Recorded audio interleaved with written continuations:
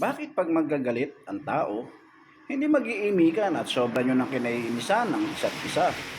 Ah? Hanggang sa hindi nyo namamalayan, ang tagal nyo na palang hindi nagpapansinan. Bakit nga ba?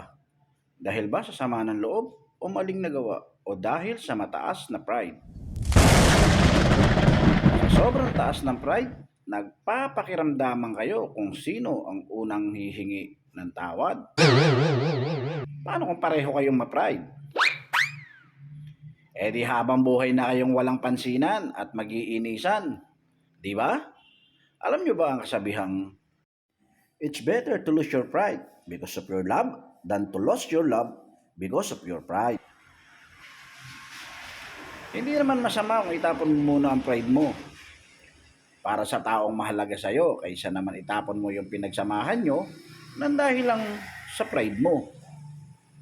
Wala namang masama o mawawala kung ikaw ang unang lalapit o iimik. Ika nga, ang nagmamataas ang siyang binababa at ang nagpapakumbaba ang siyang itinataas. Wow. Kaya huwag ugaliin na magkimkim ng galit Yes! dahil ang galit ay basura lang sa ating puso at isipan.